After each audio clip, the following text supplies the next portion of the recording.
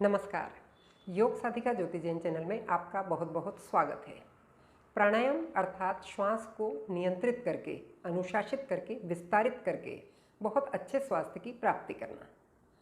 तो प्राणायाम का हमको प्रतिदिन अभ्यास करना चाहिए संपूर्ण स्वास्थ्य के लिए, कोविड से बचाव के लिए, वायरस से, बीमारियों से बचाव के लिए, अपने लंग्स को, फेफड़ों को मजबूत बनाने के लिए हमको प्राणायाम की प्रैक्टिस करना चाहिए।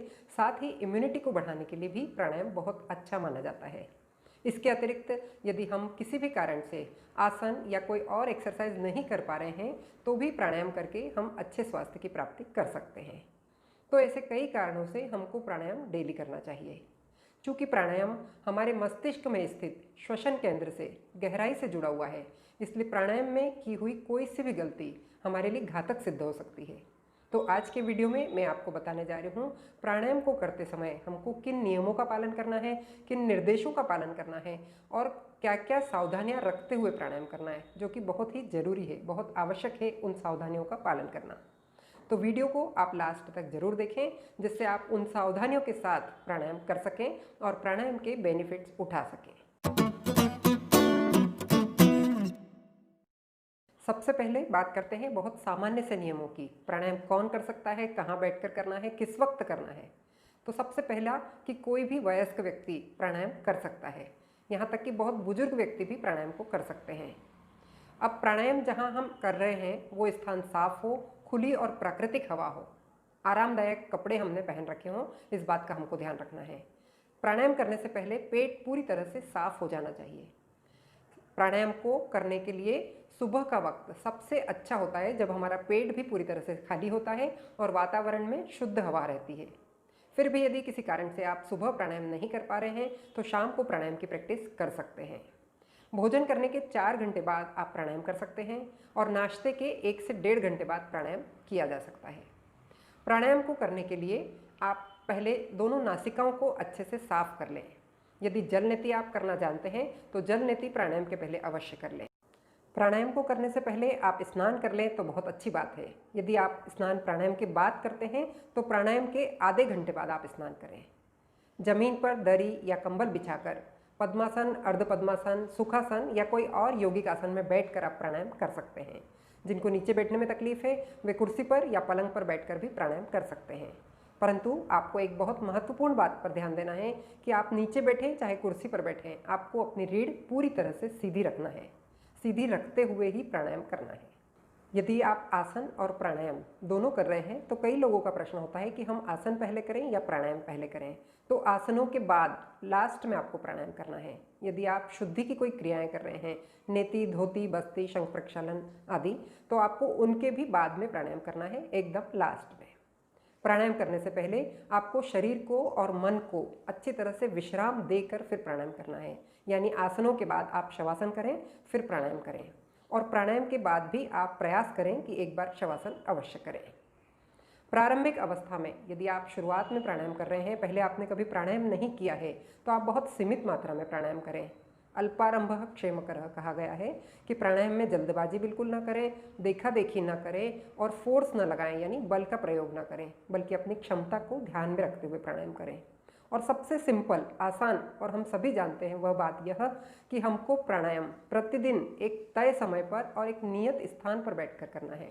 आप कुछ दिनों तक अपनी जगह को फिक्स करके देखिए, अपने टाइम को फिक्स करके देखिए, उसी दौरान आप प्राणायाम करिए, फिर देखिए कि आपको प्राणायाम के लाभ अधिक मात्रा में कैसे मिलते हैं। तो ये थी बहुत सामान्य सी बातें, सामान्य नियम और निर्देश, और अब बहुत महत्वपूर्ण सावधानियाँ कि हमको प्राणायाम करते समय क्या क्या ध्यान रखना है। पहली बार आप यदि प्राणायाम करने जा रहे हैं तो बेहतर होगा कि आप किसी अच्छे टीचर से सीखकर या उनके मार्गदर्शन में कुछ दिनों तक प्राणायाम करें। प्राणायाम को करने से पहले आपको इस बात का ध्यान रखना है कि आपकी दोनों नासिकाओं में वायु का प्रवाह समान हो। यदि वो असमान है तो उसे पहले संतुलित करें पादादिरासन के अभ्यास से, जो कि हमारी श्वसन में संतुलन लाता है। प्राणायाम को स्टार्ट करने से पहले आपको इस बात का भी बहुत अधिक ध्यान रखना है कि पहले आपको बेसिक ब्रीदिंग टेक्निक के माध्यम से अपनी श्वसन की आदत को सही करना है, श्वसन के प्रति अपनी सजगता को बढ़ाना है। डायफ्रामिक ब्रीदिंग, डीप ब्रीदिंग जैसी कुछ टेक्निक पर पहले मैंने एक वीडियो बनाया है। आप आई बटन में उस वीडियो को देख सकते हैं, उसको देखें, उन टेक्निक्स की प्रैक्टिस करें, उसके बाद आप प्राणायाम करें। प्राणायाम से पहले आप कपालभाति करें।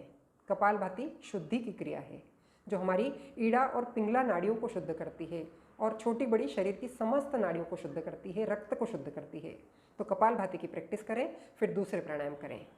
यदि आप भस्त्रिका प्राणायाम कर रहे हैं तो इस बात का ध्यान रखें कि भस्त्रिका प्राणायाम शरीर में ताप बढ़ाता है, यानी शरीर में हीट पैदा करता है, तो उसको गर्म प्रकृति वाले लोग न करें। या फिर उसके बाद आप शीतलता देने वाले प्राणायाम, शीतली प्राणायाम, शीतकारी प्राणायाम जरूर करें।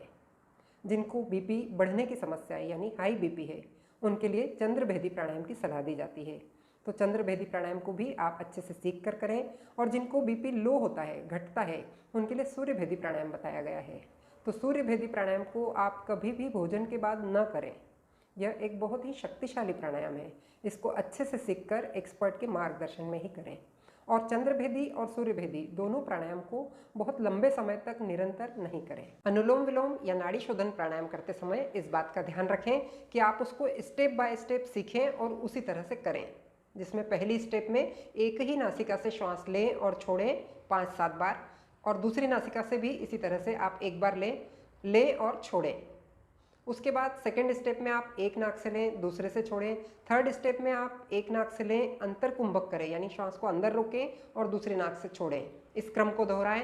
फोर्थ स्टेप में आप इसको बाह्य कुंभक के साथ करें और फिफ्थ स्टेप में आप उसको बंद के साथ कर सकते हैं। अनुलोम विलोम प्राणायाम को सभी लोग कर सकते हैं, परंतु जिनको हाई बीपी की समस्या है, हार्ट से संबंधित समस्या है या चक्कर आते हैं, वे इसको कुंभक के साथ बिल्कुल भी न करें। ऐसा ही कपालभाति और भस्त्रिका में भी आप ध्यान रखें कि यदि बीपी बढ़ता है और हार्ट की समस्या है तो उनमें आप झटके से श्वास और प्रश्वास की क्रियाओं को न करें, बल्कि धीमी गति से करें, रुक रुक कर करें या फिर किसी एक्सपर्ट के मार्गदर्शन में करें। रिलैक्सेशन वाले प्राणायाम जैसे भ्रामरी, उज्जयी, इनको आप नाड़ी शोधन प्राणायाम के बाद में करें। तो ये थी बहुत मुख्य सावधानियां जिनको ध्यान में रखते हुए आप प्राणायामों का अभ्यास करें। इसके बाद भी यदि आप कुछ पूछना चाहते हैं तो कमेंट करके पूछ सकते हैं। आपको मेरा वीडियो पसंद आया हो तो इसे अधिक से अधिक लाइक कीजिए, शेयर कीजिए, और चैनल को आपने यदि अभी तक सब्सक्राइब नहीं किया है तो इसे ज़रूर सब्सक्राइब कीजिए। नमस्कार।